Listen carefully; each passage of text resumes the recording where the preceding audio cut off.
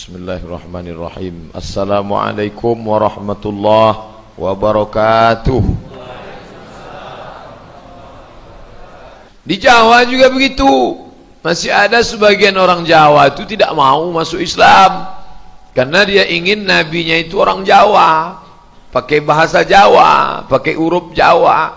Tak sengaja saya di pustaka wilayah Suman HS buka-buka buku, dapat satu buku judulnya Darmo Gandul Gatoloco, ringkasan sudah terjemah bahasa Indonesia. Jadi menarik, saya baca. Rupanya menurut keyakinan mereka Nabi Muhammad itu anaknya banyak. Nabi Adam itu anaknya banyak. Salah satu anak Nabi Adam itu orang Jawa. Itulah Nabi kami, kata dia, orang Kejawen. Ini bahaya.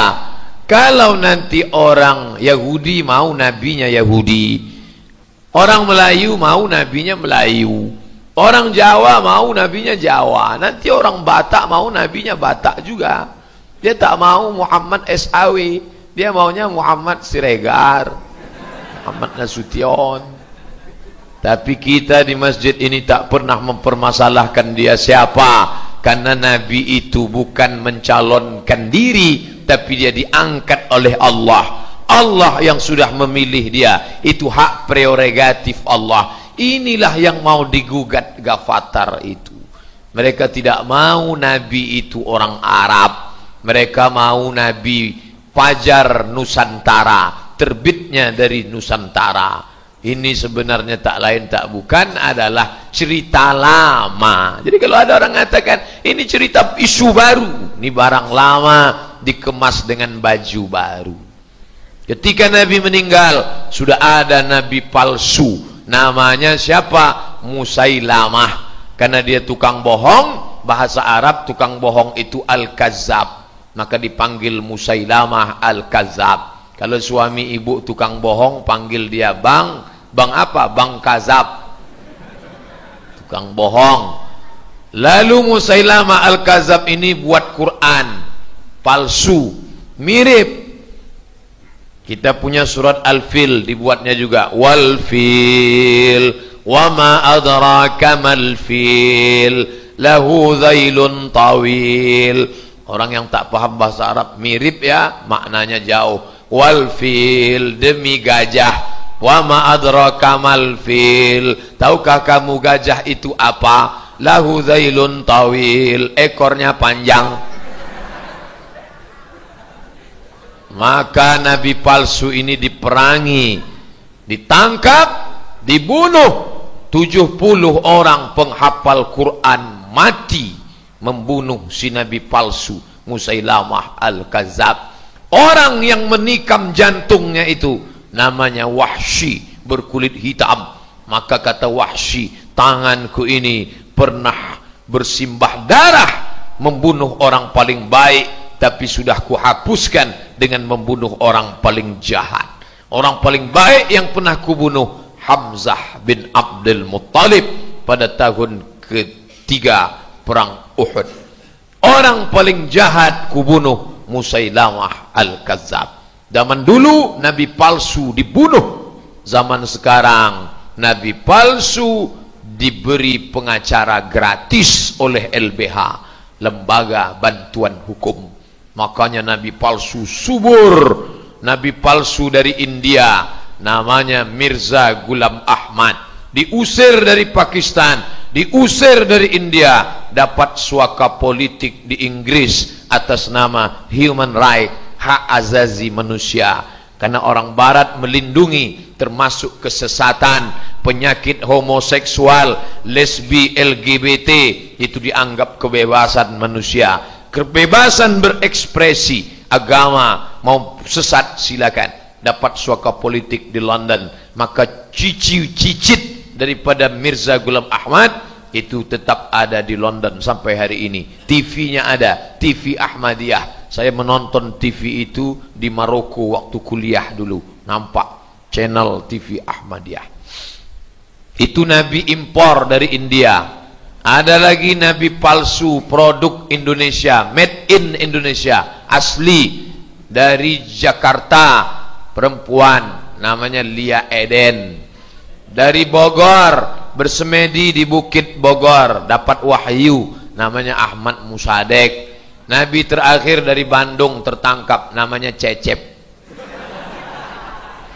Jadi polisi yang paling hebat di dunia ini itu mengalahkan LAPD, Los Angeles Police Department. Kalah. Itulah polisi Republik Indonesia yang bisa menangkap 3 nabi dalam setahun. Hebat. Jadi masalah ini orang banyak risau. Lalu ditangkap nabinya. Nabi palsu ditangkap, ajarannya tetap bebas tersebar. Cara yang paling ampuh, orangnya ditangkap, umat ini dicerdaskan. Karena kalau umatnya faham, ini namanya pohon mangga. Siapa yang mengatakan pohon jambu itu pohon mangga, dia salah. Ini pohon mangga. Sampai kapan ini mangga? Datang orang lain bawa jambu. Ini mangga, bukan, itu jambu. Nah sekarang kan orang bingung. Hari ini dia bilang mangga, dibawanya ini mangga. Besok datang kawannya, jambu ya, mangga. Jambu ya, mangga. 3 orang bilang jambu, dia bingung, jambu apa mangga ya? Bapak bawa kucing, kucing Anggora. Datang kawan pertama, cantik kucingnya ya? Ya. Datang kawan kedua, bagus anjingnya. Kucing nih. Datang kawan ketiga, beli anjing di mana? Kucing ini. Datang kawan ketiga, 4, anjing ya? Lama-lama ragu, anjing apa kucing ya? Maka dikuatkan dulu yang benar. Sekali kucing, kucing. 1 juta orang Pekanbaru mengatakan anjing. Kalau dia kucing, kucing. Kalau tak yakin, tendang, meong, kucing berarti. Ini sekarang orang bingung tentang kebenaran. Saking banyaknya orang gila, orang yang waras ragu tentang kewarasannya. Ini sekarang. Jadi salah seorang sahabat kita itu ada psikiater yang kerja di rumah sakit jiwa. Kerjanya mengetes kewarasan orang. Bapak ibu yang ragu tentang kewarasannya, teslah sama dia. Jadi dia duduk meriksa orang yang gila, itu diperiksa. Kalau udah waras, lulus boleh keluar. Kalau sudah waras, lulus boleh keluar. Salah satu tesnya disuruh menimba air pakai keranjang arang. Kalau dia bilang mau, dia itu belum bisa keluar. Tapi kalau dia penuh ya, belum keluar. Tapi kalau dia bilang mana bisa, ini kan keranjang arang bolong, lulus keluar. Satu lagu yang tak boleh dinyanyikannya, aku masih seperti yang dulu. Kalau dia nyanyi itu masuk balik. Jadi datang pasien pertama, duduk. Apa kata pasien pertama nih? Bapak gila ya? Dah keluar. Masuk pasien kedua, bapak gila ya? 50 diperiksanya, keluar dia dari situ. Yang gila nih aku apa mereka? Jadi rupanya saking banyaknya orang gila, orang waras ragu tentang kewarasannya. Itulah gunanya tablik akbar ini, memupuk yang waras-waras ini berkumpul untuk menguatkan kewarasannya. Ternyata banyak yang ragu tentang kewarasan. Mohon maaf. Jadi kalau bapak sholat berjamaah 2-3 orang, sementara yang banyak berjamaah di luar, di sini cuma 3 orang, yang 3 ini lama-lama ragu. Sholat berjamaah itu wajib apa tidak ya? Lama-lama dia ragu. Alhamdulillah di Masjid Istiqomah orangnya semuanya istiqomah. Istiqomah dalam kebenaran. Itulah gunanya tablik akbar, remajanya. Saya bangga malam ini saya tengok keliling saya tadi remaja. Karena kadang di sebagian masjid itu, yang datang ke masjid itu, yang datang tuh yang udah lama diintai Israel. Tapi di Masjid Istiqamah, alhamdulillah. Ini kita pupuk kebersamaan. Dulu orang sesat itu sesat aja. Orang nyasar itu dulu nyasar aja. Sekarang orang sesat, orang nyasar pakai dalil. Siapa nabi terakhir? Nabi Muhammad lah. Muhammad sallallahu alaihi wasallam. La nabiyya ba'dah. Tak ada nabi sesudah dia lagi. Nabi Muhammad. Dibukakannya Quran. Nih coba tengok surat Shaf. Ya'ti mim ba'dismuhu Ahmad. Ahmad kan? Itu nabi terakhir itu bukan Muhammad, Ahmad. Iya juga ya. Mulai dia goyang. Tak lama sesudah itu datang kawan lagi. Tahu nabi terakhir siapa? Muhammad. Bukan. Ini ada nabi terakhir. Siapa namanya? Iza jaa nasrullah. Nasrullah nabi terakhir. Ternyata bagi yang fanatik dengan saya, nabi terakhir itu bukan Nasrullah. Ini dia ada. Qul huwallahu ahad. Allahu samad.